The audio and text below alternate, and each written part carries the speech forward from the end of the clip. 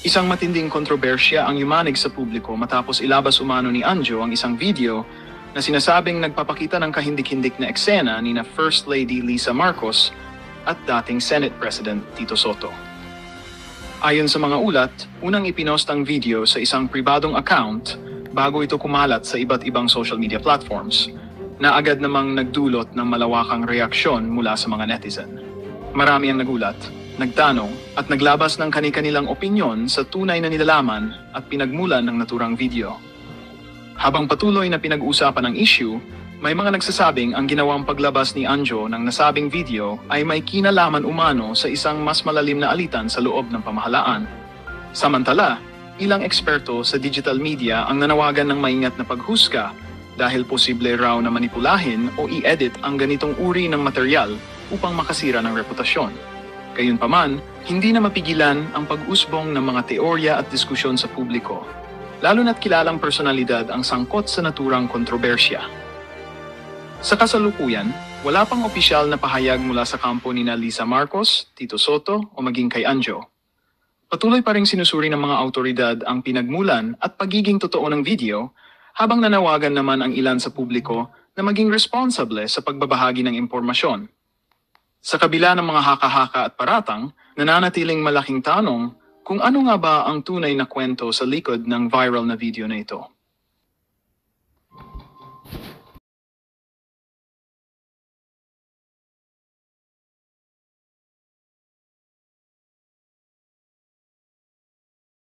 Aba, Browner, mag-isip ka, Browner. Huwag ka magpakaaso. O pakinggan po ninyo mga kareaksyon, nakakatakot po itong bunganga ni Browner. Gera? Anong pinagsasabi mong gera dyan? Baka pag gumera, Browner, ha, mag-aalsa ang tao. May bibit-bitin silang palabas ng Malacanang. Anong gera pinagsasabi mo dyan? Kung sakali magkaroon ng gera, Oo, tingnan mo itong tao na to. tulungan man dito sa atin. Oo. Our ally and our partners are expecting us Oo. to fight the war Oo. ourselves Oo. during the first part Oo. of the conflict. Nako, tingnan mo, yung allies daw natin, yung first part ng conflict, pag durug-durug na yung Pilipinas, doon nila tayo tutulungan. Pag sumabog na yung World War III. Browner! Wala tayo, yung Ukraine nga, ang kalaban lang nila, yung Russia. Halos maubos yung Ukraine malakas na yung armas ng Ukraine. Tayo pa kaya?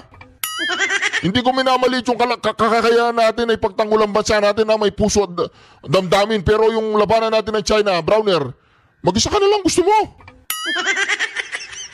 Yung muna ang makikipaggera. Ito ay, Kaya napaka-importante yung ito pakinggan po ninyo si Browner. Browner, nasa tamang katinuan ka ba nung pinagsasabi mo gera-gera dyan? Mga karyaso, gusto mo ba ninyo ng gera? Kalaban China, pag-comment ka sa comment section. Brother! Tinatakot mo yung taong bayan, ha? kung sakali magkaroon ng gera o kaguluhan man sa ating lugar.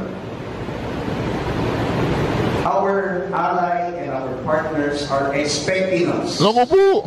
to fight the war ourselves during the first part of the conflict. Tayo muna ang makikipaggera. Naku, Kaya napaka-importante yung ating unilateral defense plan. naku ba? Patay tayo dito. Itong ginagawa natin exercise na ito. The realities of the West Philippines Bakit tayo nagsasalita ng gera, Browner? Inahamon mo yung China? Tanong lang. Inahamon mo yung China?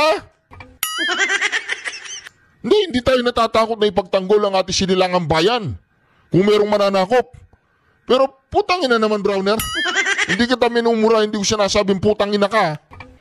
Putang ina, hindi ko sinasabing putang ina ka, ha? Hindi ko sinasabing tarantado ka, Browner.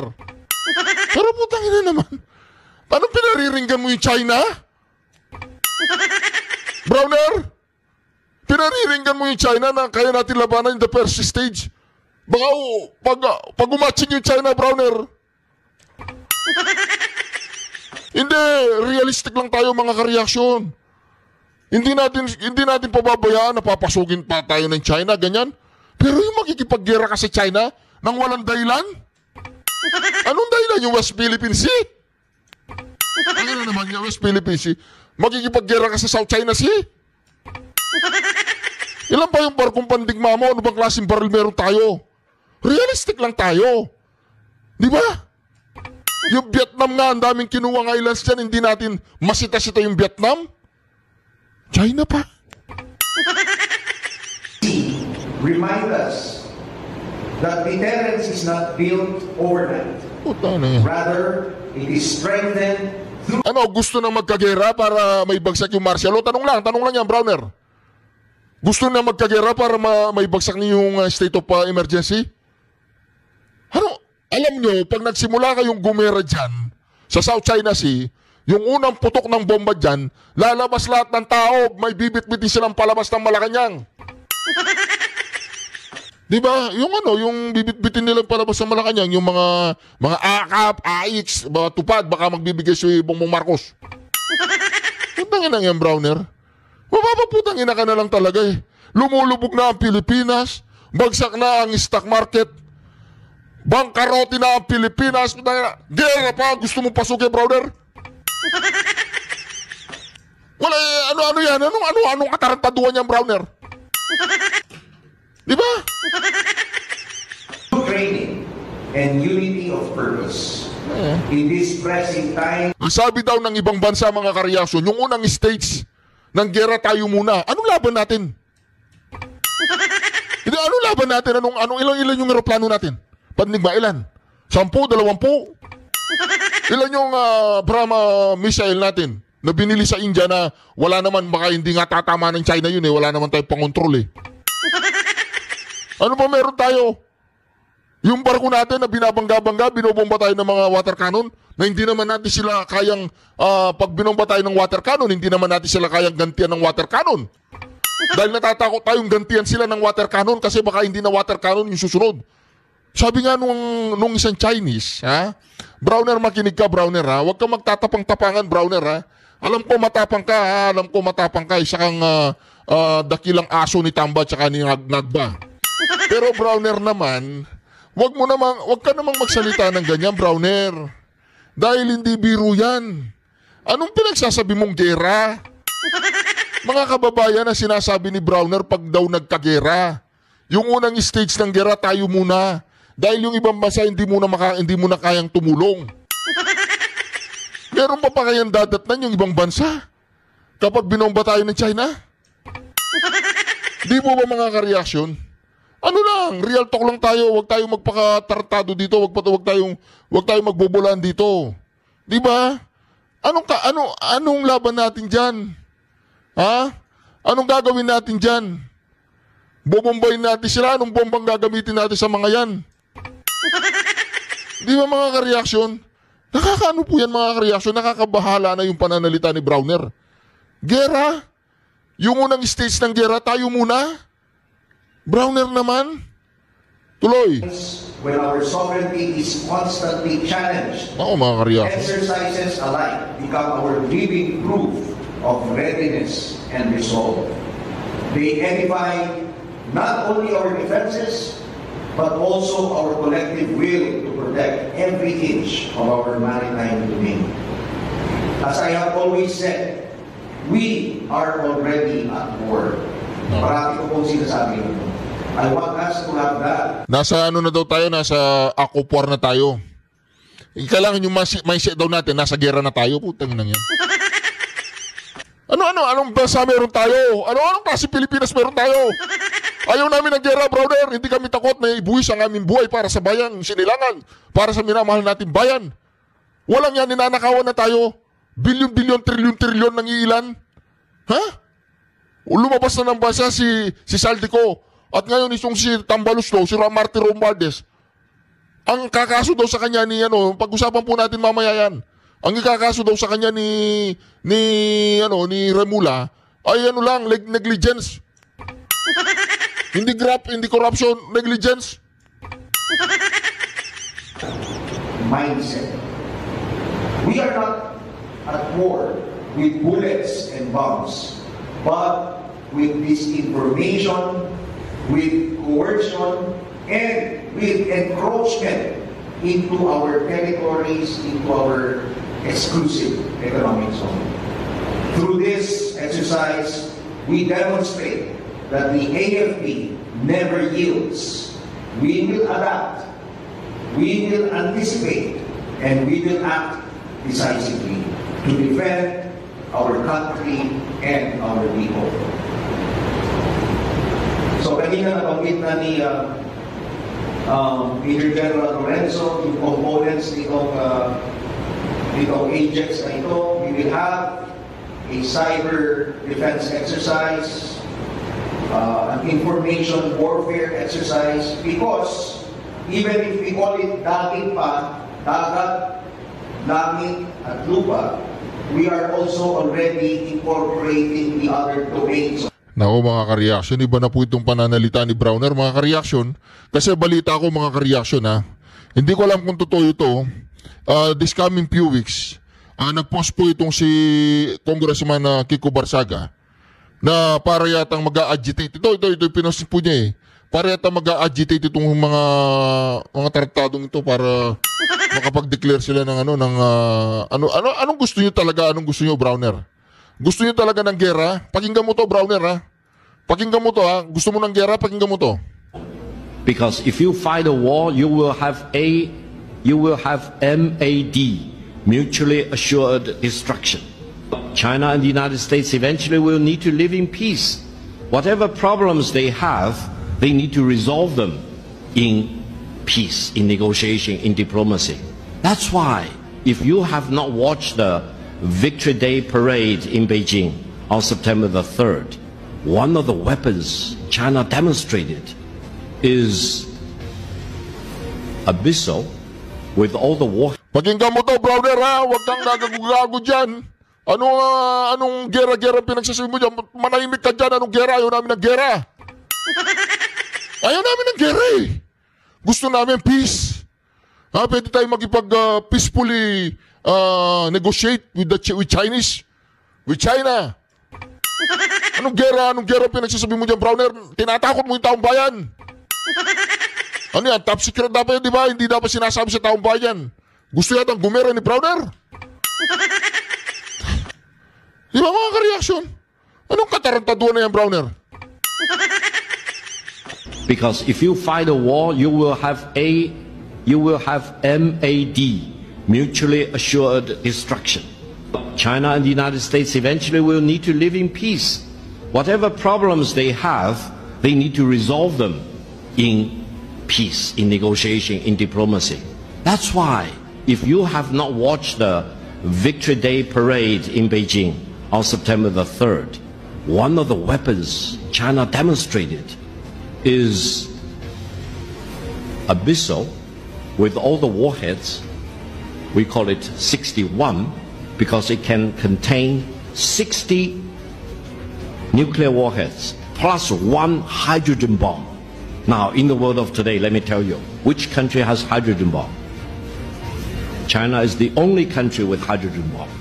And that ICBM can cover every corner of the world in less than 20 minutes and destroy any target in any corner of the world without any possibility of being intercepted. I hope Washington has learned the lesson. They know, as I declared in my interview with Abrams of the United States, very distinguished American, I basically told him, if you want to have war, you will get war. If you want to destroy China, you will be destroyed. If you want to impose nuclear war on China, you will be wiped out by nuclear war. This is very serious. China's policy is very clear. China will not fire the first shot, but China will not allow you to fire the second shot. That's why, while I'm pained to see the confrontation between China and the Philippines in the South China Sea, I also feel blessed that they are only using water cannons against each other. Make no mistake, China has more lethal things than water cannons. But I hope we will only use water cannon and we will not escalate and we will never use real ammunition between China and the Philippines. Now,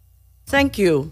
If that is therefore an unqualified yes, and you are in agreement with the President that the ICC has no jurisdiction whatsoever,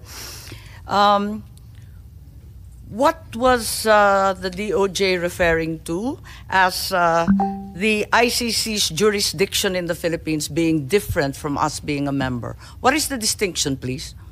Ma'am, the ICC tries people for individual crimes, not states. So the Philippines, as a state, cannot be called upon by the ICC to do something for them. But when the ICC is running after individuals who are Filipino citizens, then that obligation becomes another kind of obligation. So that therefore the Senate ratification of the ICC at the time that it was ratified is of no weight. Regardless, you will fall under the jurisdiction of the ICC. Under Well, for the individuals- so-called international. Yes, madam. humanitarian- that is your belief, DOJ. Yes, madam. When there are individuals there are individuals being asked by the ICC to explain, it is another matter. As a state is different from an individual. We all know that we have to. The individuals being charged by the ICC will have to face the ICC. I'm perplexed. The DFA made it very clear that as we withdrew, we are no longer a state party to the treaty.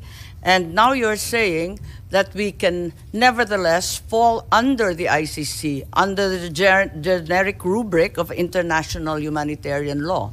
So it doesn't matter whether you sign or do not sign, whether Yes, ma'am. you ratify It doesn't matter, ma'am. It doesn't makes no matter. difference. That doesn't make any difference anymore. Are you certain? I'm certain. Okay, Attorney Saret, please, from DFA. Is that the position of the DFA? Madam Chair, I concur with my USEC, the current acting SFA, that as far as we are concerned, we're no longer members of the ICC, ma'am. And as non-members, can we possibly fall under the jurisdiction of the ICC under the rubric of international humanitarian law? Is that correct? Yes, ma'am, I think, because we, under the... What's the use of signing or ratifying a treaty if it bears no weight? Yes, ma'am. I defer, ma'am, to Secretary Remulla. May I? This one, ma'am. I think it's your purview, your DFA. Yes, ma'am. But yes, ma'am, technically we are no longer a member of the ICC, but we might be obligated under residual jurisdiction, as what the Supreme Court in one case already mentioned, that we still have residual jurisdiction. Thank you, Madam Chair. Yes, Madam Chair, if I